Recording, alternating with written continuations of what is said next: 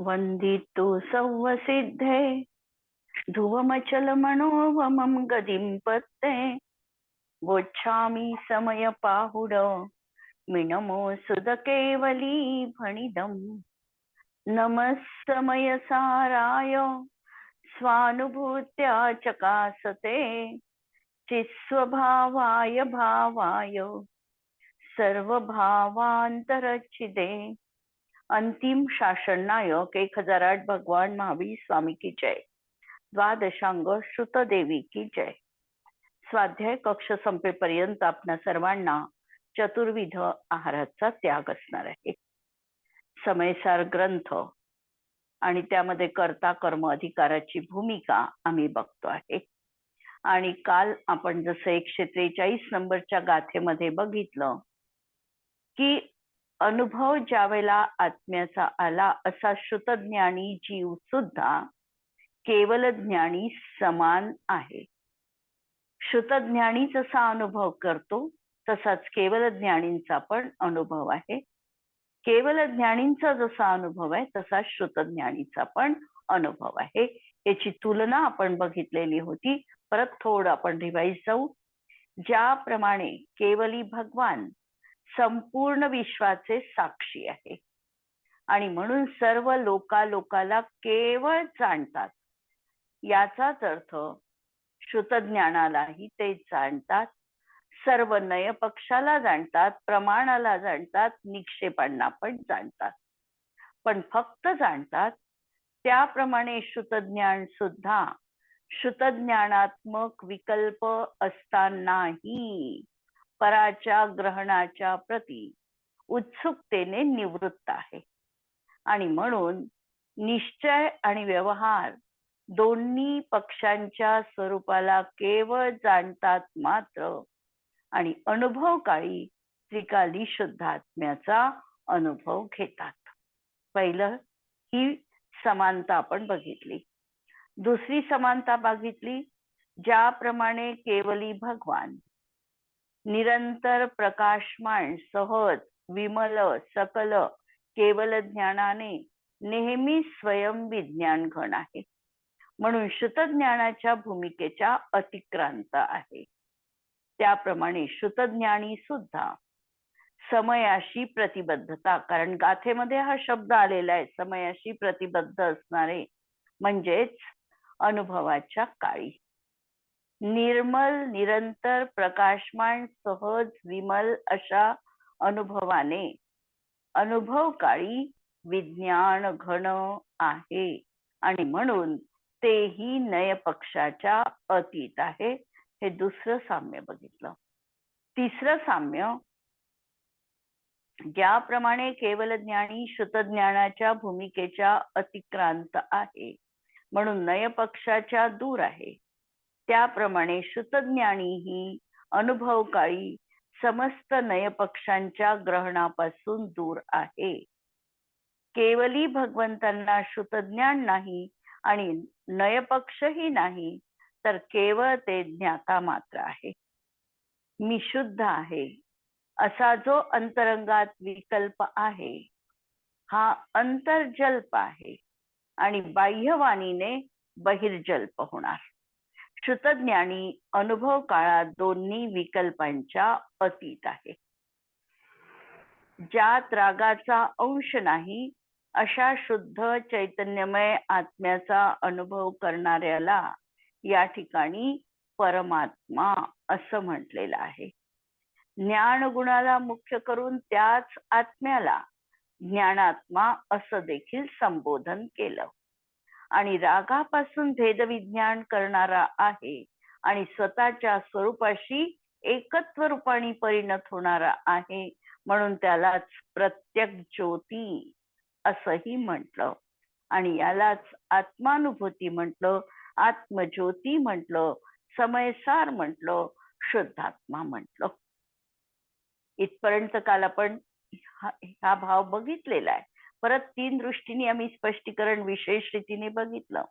आता जीव पर्याय दृष्टीने बद्ध आहे, द्रव्य अपेक्षेने अबद्ध आहे असे वस्तुस्वरूप अज्ञानी जीव मानत नाही आणि एकांताने एक नयपक्षच तेवढा समीचीन आहे असं मांडतो, आणि असा एकच पक्ष मांडणारा आणि दुसरा पक्ष न मांडणारा जीव हा अज्ञानी असतो. उदाहरणार्थ, मी त्रिकाली शुद्ध चैतन्यमय आनंद कंद आहे असे हा तर जाणत नाही, आणि व्रताधिकांनी मोक्ष होतो असा व्यवहार नयाचा एकांत करतात. पहा, वाक्य कसं आहे की मी कोण आहे निश्चय त्याला अवगतच नाही, निश्चयाचं ज्ञानच नाही, आणि केवळ व्रत वगैरे शुभक्रियांनी मला मोक्षाची प्राप्ती होणार आहे असं जो मानतो तो व्यवहारभासी आहे. आणि निश्चयभासी कसा असतो? मी चैतन्यपिंड आत्मा आहे असे तर तो म्हणतो, पण पर्यायी त्रागाधिक आहे त्याचा स्वीकार मात्र करत नाही. आज माझ्यात राग आहे असं तो मानत नाही, आणि मुक्त होण्यासाठी देखील कोणताही प्रयत्न करत नाही. हा निश्चयाभासी आहे. प्रयोजनवश एका नयाला प्रधानता देऊन ग्रहण केले तर ते मिथ्यात्व असत नाही. तो चारित्र मोहाचा उदय आहे. मी शुद्ध आहे, एक आहे, अखंड आहे, न्यायक आहे या प्रयोजनासाठी समयसार मध्ये पुष्कळ वेळेला व्यवहार नयाला गौण केले, हे मिथ्यात्व नाही. ते तर अनुभवामध्ये हा केवळ वस्तू स्वरूपाचा त्या ठिकाणी ज्ञाता होतो, आणि म्हणून श्रुतज्ञानी आणि केवल ज्ञानी यामध्ये या दृष्टीने समानता आहे. 143 नंबरच्या गाथेमध्ये आपण हा भाव बघितला, आणि म्हणून आमच्या श्रुतज्ञानाच्या माध्यमातून आम्हाला आत्म्याचा अनुभव करायचा आहे. ही गोष्ट याला प्रयोग म्हणू आम्ही, की आमच्या जीवनात हा प्रयोग करायचा आहे, आणि श्रुतज्ञानाच्या माध्यमातून मी एक अखंड अभेद असा आत्मा आहे हा विकल्प राहील.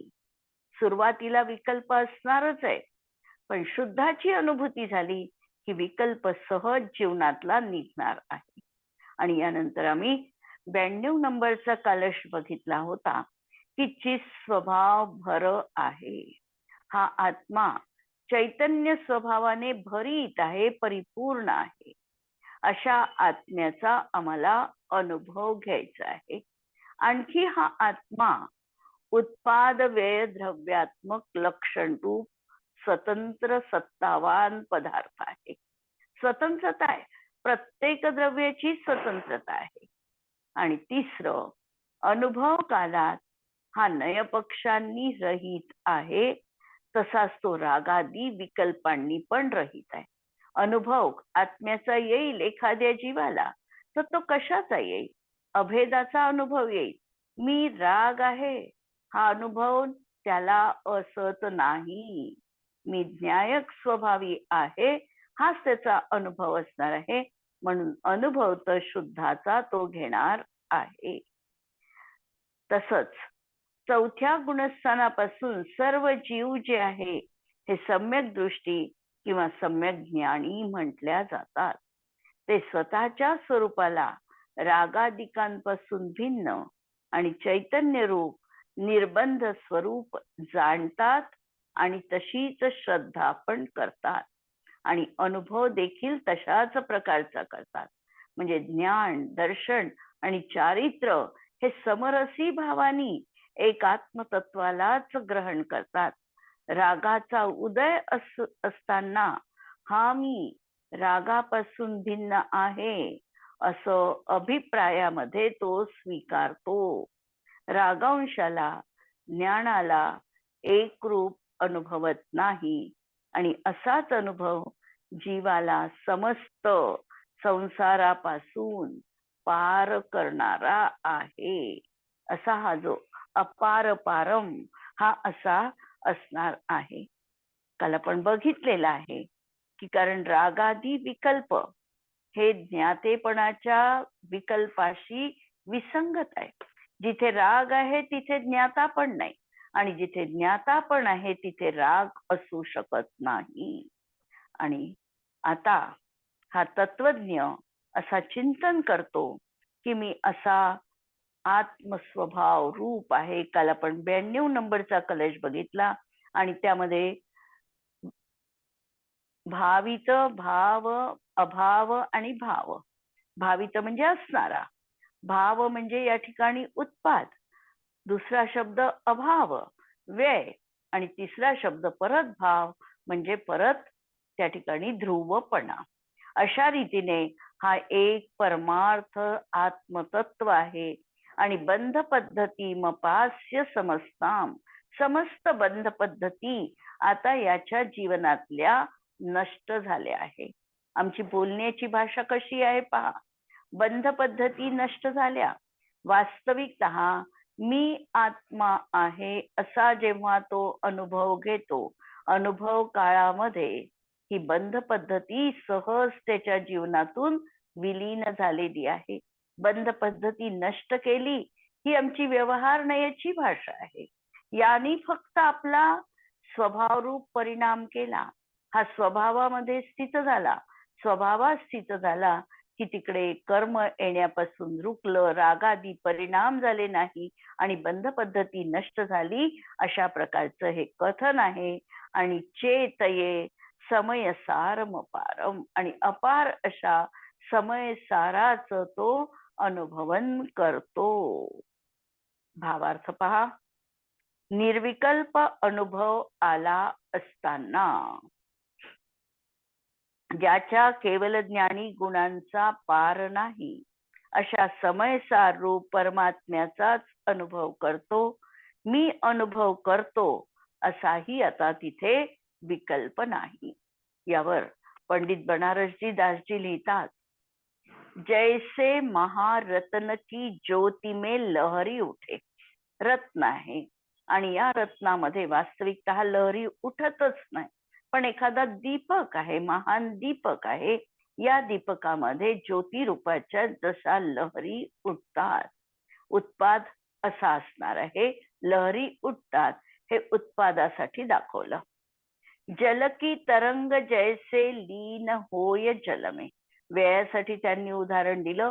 समुद्राच्या लहरी ज्या आहे या पाण्यामध्येच विलीन पावतात, लयरूप होतात. तैसे शुद्ध आत्म द्रव परजाय करी. शुद्ध आत्मद्रव्य जे आहे हे पर्याय सहित आहे. उपजे विनसे थिर रहे निज थल में. उपजे उत्पाद, विनसे व्यय आणि स्थिर रहे. अशा प्रकारे स्वतःमध्येच त्यांचं उत्पाद व्यय ध्रुवता सुरू आहे. आत्मा ही एक द्रव्य आहे आणि आत्मा देखील असा उत्पाद व्यय द्रव्यांनी सहित आहे. ऐसे अविकल्पी, विकल्परहित, अजलपी, जल्परहित, आनंद रूपी, अनादि अनंत गहिली जे एक पल है. आणि असा हा अनादि अनंत एका क्षणात तो अशा आत्मद्रव्याचं ग्रहण करतो की मी हा आहे, हे माझं परमार्थ स्वरूप आहे. ताको अनुभव कीजे परम पीयूष पीजे. पहा, असा जो आत्म्याचा अनुभव आला, हा अनुभव काय आहे? अमृतपान करविणारा आहे. अमृतचंद्र आचार्यांनी आपल्या टीकेचं नाव अमृत कलश, म्हणजे त्यांनी टीकेचं नाव तर आत्मख्याती ठेवलं, पण त्याच्यामधले जे कलश आहे, कलश कशाला म्हणतात? की जे सगळ्यात वर असतात, उच्च शिखरावर विराजमान आहे. आणि ते कलश कुठीनही आम्हाला पाहिले तरी चमकणारे आम्हाला प्रतिभासित होतात. त्याप्रमाणे त्या कलशामध्ये सुधा भरलेली आहे, अमृत भरलेलं आहे आणि ते असं अमृत घट हे त्यांनी आम्हाला कलशाच्या माध्यमातून प्रदान केलेलं आहे. म्हणून ताको अनुभव कीजे. हा जर अनुभव जीवनामध्ये आला तर परम पीयूष पीजे, परम अशा अमृताचं तुम्ही रसपान केलं. बंधको विलास डारी दीजे पुद्गलमे. आणि ही बंधाची जी प्रक्रिया आहे ही सगळी तुम्ही पुद्गलाकडे सोपवून टाका. त्याच्यामध्ये तुमचं काहीही नाही हे तुम्ही स्वीकारा. हे बंध होत आहे, हा उदय होत आहे, हा आश्रव आहे, हे सगळं काही पुद्गलामध्ये घडणारी घटना आहे. आणि मी तर माझ्या आत्मतत्वामध्ये निजमग्न झालेलो आहे. असा हा कलश या ठिकाणी अमृतचंद्र आचार्यांनी ठेवला. आणि यानंतर पुढची गाथा येणार आहे ती समयसार हा पक्षातीतच आहे. जो आत्म्याचा अनुभव आहे, या अनुभवामध्ये कोणत्याही तऱ्हेचं द्वंद्व जीवनात नाही. मी असा आहे की असा आहे असा विकल्प नाही, किंवा मला आत्म्याचा अनुभव आला आहे की नाही हे दुसऱ्याला विचारण्याची पण गरज नाही. आमचा अंतरात्माच आम्हाला साक्षी भावपूर्वक सांगणार आहे की तो अनुभव आता घेतो आहेस. ही तुझी अनुभवकालीन दशा आहे. आणि म्हणून हा आत्म्याचा अनुभव हा पक्षातीतच आहे. कोणत्याही एकीकडे तो झुकलेला नाही. जसं आम्ही साखर जिभेवर ठेवल्यानंतर त्या समयात आम्ही अनिर्वचनीय सुखाला जसं अनुभवतो, आणि हे सुख आम्ही सांगू शकत नाही, निदान त्या समयात तरी आम्ही सांगू शकत नाही, त्याप्रमाणे हा जो आत्म्याचा अनुभव आहे, हा अनुभव अनिर्वचनीय आहे. त्याचं कथन करणं अशक्य आहे. आम्हाला पाहता येईल की हा अनुभव कसा आहे, तर मुकस्वादनवत आहे. जशी मुकी व्यक्ती आहे आणि तिला विचारायला गेलो आम्ही की तू साखर खाल्ली, त्या साखरेची गोडी शब्दात सांग. शब्दात ती बोलूच शकत नाहीये, म्हणून ती कधीही शब्दांनी आपला अनुभव कथन करू शकत नाही. ते अनिर्वचनीय असं अतिंद्रिय सुख आहे. आणि हे सुख आमच्या जीवनामध्ये आम्हाला जेव्हा आम्ही पक्षातिक्रांत बनू तेव्हाच आम्हाला अनुभवात येतं. म्हणून आम्ही आत्म्याचा अनुभव करण्याची विधी प्रक्रिया, कोणत्या मार्गाने आम्ही जावं, आचार्य कोणत्या मार्गाने गेले, तीर्थंकरांनी हे पियुष पान कोणत्या संकल्पाने केलं, तेच आम्हाला जीवनामध्ये धारण करायचं आहे. म्हणून पक्षातिक्रांत एव समयसार इति अवतिष्ठते. गाथा 144 नंबरची. सम्मदंसननाणं एसो लहदित्ति नवरिववदेशं सौवनय पक्करहिदो भणिदो जोसो समयसारो. सम्मदंसननाणं एसो लहदित्ति नवरिववदेशं सौवनय पक्करहिदो भणिदो जोसो समयसारो. जो म्हणजे जो सौवनय पक्ष रहितो. प्राकृत पण अत्यंत सोपं आहे, फक्त शब्दांचं करेक्ट उच्चारण आपल्याला आलं पाहिजे की सौवनय पक्ष रहितो, सर्व नयाच्या पक्षाने तो रहित आहे. असा कोण आहे, तर समयसारो. तो समयसार आहे. आणि समयसार म्हणजे शुद्धात्मा, अनुभूती असं भणिदो असं सांगितलं आहे. आणि एसो हा जो समयसार आहे, हा नवरी म्हणजे केवळ सम्मदंसन नाणम ती ववदेशम लहदी. आणि हाच आता जो समयसार आहे, हाच सम्यक दर्शन, सम्यक ज्ञान अशा व्यपदेशाला म्हणजे नावाला प्राप्त होतो.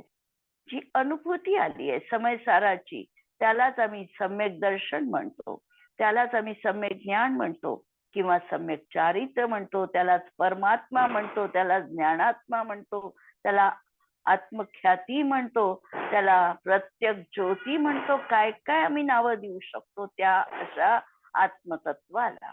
नावं वेगवेगळी असली तरी त्या सगळ्या नावांच्या माध्यमातून एक त्रिकाली आत्मतत्वच आम्हाला तिथे दर्शविल्या गेलेला आहे. म्हणून सम्यक दर्शन म्हणत असताना एकटा श्रद्धा गुणाचा पर्याय न पाहता दर्शन गुणाला मुख्यता देऊन पूर्ण आत्मतत्व त्या ठिकाणी अभिप्रेत आहे. ज्ञान म्हणत असताना एक ज्ञान गुण वेगळा न बघता या ज्ञानाच्या मुख्यतेने संपूर्ण असं आत्मतत्व, आणि तो म्हणजे समयसार आहे. आणि तो आहे आमच्या जीवनातला अनुभवण्याचा विषय, आणि त्याची आम्हाला अनुभूती घ्यायची आहे.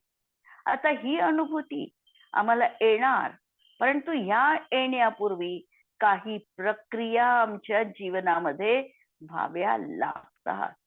त्या प्रक्रिया लब्धींच्या रूपात, 5 लब्धींच्या रूपात आमच्या जीवनात सांगितलेल्या आहे. पहिली सांगितली क्षयोपक्षम लब्धी. हा कर्णानुयोगाचा विषय आहे, आणि द्रव्यानुयोग तर सरळ अनुभूतीकडे झुकणार आहे. पण द्रव्यानुयोगासोबत कर्णानुयोगाचं जर आम्ही थोडं अवलोकन केलं, की आम्हाला ही समयसारची अनुभूती घ्यायची आहे, जो समयसार पक्षातीत आहे, आणि याची जर आम्हाला अनुभूती घ्यायची असेल तर आम्हाला एकदम अशुद्धातून आत्म्याची अनुभूती होऊ शकत नाही. विशिष्ट योग्यता त्या ठिकाणी यावी लागते, आणि त्या योग्यतेच्या 5 स्टेप्स आमच्या जीवनामध्ये आहे.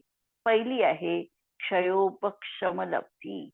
पहिल्यांदा तर अंतरंगामध्ये काल जसं आम्ही बघितलं की अनिवार्य उत्कटता, अनिवार्य लगन आमच्या जीवनामध्ये पाहिजे, की मी हा जो सुनिर्मल नित्य उदयरूप आत्मा आहे, हा आत्मा मला ज्ञात व्हायला पाहिजे, मला जाणता यायला पाहिजे, किंवा मी कोण आहे हा पहिला प्रश्न आमच्या जीवनामध्ये आम्हाला विचारावा लागतो, की मी कोण आहे. आणि या कोणचं उत्तर, की मी हा आत्मा आहे, असं या स्वानुभवानी आम्हाला प्रतीतीत यावं लागतं. म्हणून ही पहिली क्षयोपक्षम लब्धी. क्षयोपक्षम तर सगळ्यांना आहे ज्ञानावरण कर्माचा, पण त्या सगळ्याला लब्धी म्हणता येत नाही. जेव्हा तो आत्म्याला जाणण्यासाठी उत्कंठित असतो, आणि त्यावेळेला जे विशिष्ट क्षयोपक्षम ज्ञानावरण कर्माचा त्याला असतो, ती आहे त्याची क्षयोपक्षम लब्धी. क्षयोपक्षम सर्व जीवांना आहे, निगोदी जीवांना पण आहे, पण क्षयोपक्षम लब्धी मात्र फक्त संज्ञी पंचेंद्रिय जीवांना संभवनी आहे. यानंतर याची उत्सुकता आणखी शिगेला पोचलेली आहे, की मी कोण आहे याविषयी मला माझं उत्तर मला मिळालंच पाहिजे, या ध्यासानी तो प्रेरित झालेला आहे. त्याबरोबर त्याचं इतर जे काही व्याप आहे, सांसारिक काही जबाबदारी आहे, त्याची जी कर्तव्य आहे, त्या कर्तव्यांना तर तो पार पाडतो आहे, पण पार पाडत असताना जो काही त्याला वेळ प्राप्त झालेला आहे, त्याच्यामध्ये रात्रंदिवस त्याच्या मनाची ओढ आत्म्याला जाणण्याविषयी आहे. परिणामांमध्ये मंदता येत गेलेली आहे, कारण विचार त्याचा स्वतःविषयी सुरू आहे. मी कोण आहे या प्रश्नाचं उत्तर शोधण्याचा त्याचा प्रयत्न सुरू आहे, आणि म्हणून परिणामांमध्ये सहज विशुद्धता अशा प्रकारची प्रगट झाली. ही विशुद्धता प्रगट झाल्या असा काही त्याच्या जीवनामध्ये संयोग त्याला प्राप्त झाला, की त्याला तशा प्रकारची आत्मतत्वाविषयीची गुरु मुखातून उपदेश ग्रहण करण्याची पात्रता त्याच्या जीवनात आली. उपदेश तो ऐकतो आहे, गुरूंच्या द्वारा उपदेशाला त्यांनी ऐकलेलं आहे. आणि गुरु उपदेशामध्ये सुद्धा आता द्रव्यानुयोगाने प्रतिपादन केलेल्या आत्मतत्वाविषयी त्याला ऐकायला मिळालं. बाकीचे उपदेश तर आम्ही ऐकले, चरणानुयोगाचा उपदेश ऐकला, आचरण कसं असावं हे ज्ञात झालं, कर्माच्या प्रक्रियेमध्ये पण आम्ही गुंतलो, प्रथमानुयोगांच्या चारित्र कथा पण आम्ही वाचल्या, पण हा द्रव्यानुयोगाचा उपदेश मिळणं हा देखील अत्यंत दुष्कर आहे. आज सागायतपर्यंत हा जो शुद्ध आत्मा आहे, या शुद्ध आत्म्याच्या एकत्वाची कथा आम्हाला सुलभ झाली नाही. बंध भोग कथा हीच आम्हाला ऐकिवात होती, त्याच्याशीच आम्ही परिचित होतो, त्याच्याशीच आम्ही अनुभूत होतो. पण आज आम्हाला आमच्या एकत्व विभक्त आत्म्याची कथा ज्ञात झाली. ते शब्द आमच्या कानामध्ये गुंजायमान करायला लागले. मी असा एकत्व विभक्त स्वभावी आत्मा आहे, की जो प्रमत्त नाही, अप्रमत्त नाही, अशा तऱ्हेचं विलक्षण जे काही कधी ऐकलं नव्हतं, ती कथा, तो संवाद आमच्या कानी पडला. विशुद्ध देशना आम्हाला तशा प्रकारची उपलब्ध झाली आणि ही देशना अत्यंत दुर्मिळ आहे. ती आम्हाला सहज रीतीने प्राप्त झाली.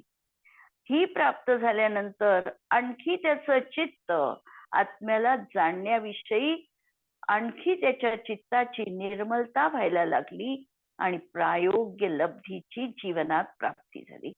आणि प्रायोग्य लब्धीमध्ये तर विलक्षण काही काही घडलेलं आहे. एक तर आज तागायत पर्यंत जो पापाचा बंध चतुर्विध पद्धतीने होत होता. कसा होत होता? विष, हलाहल, निंब, कांजी, विष, हलाहल रूपाचा होत होता. आम्हाला पापाचा अनुभव कसा होतो? निंब, कांजी, विष आणि हलाहल रूपाचा. याच्यामधला आता हलाहल आणि विषरूपाचा बंध होणं थांबलं. तो बंध आता होत नाही.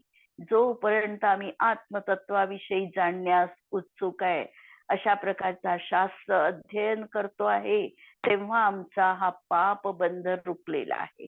विष आणि हलाहल रूपाचा बंध होणार नाही. पुण्य प्रकृतीचा बंध आम्हाला फक्त गूळ आणि साखरेप्रमाणे होत होता. तो आता गूळ, साखर, खडीसाखर, अमृत रूपाचा सुरू होतो.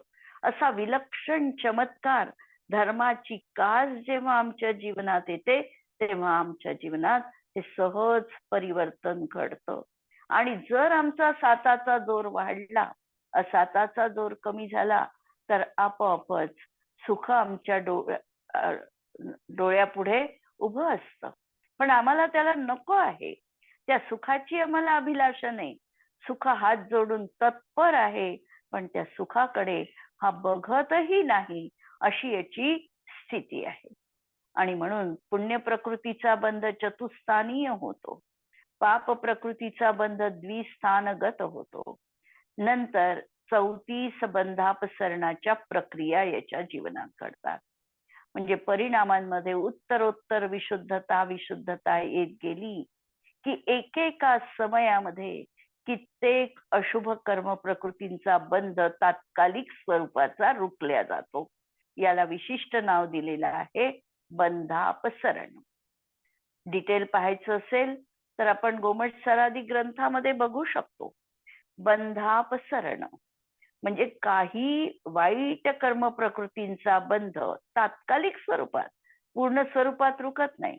जोपर्यंत प्रायोग्य लब्धी आहे तोपर्यंत हा बंध आमच्या जीवनात होत नाही. असे 34 स्थान बंधापसरणाचे जीवनात येतात.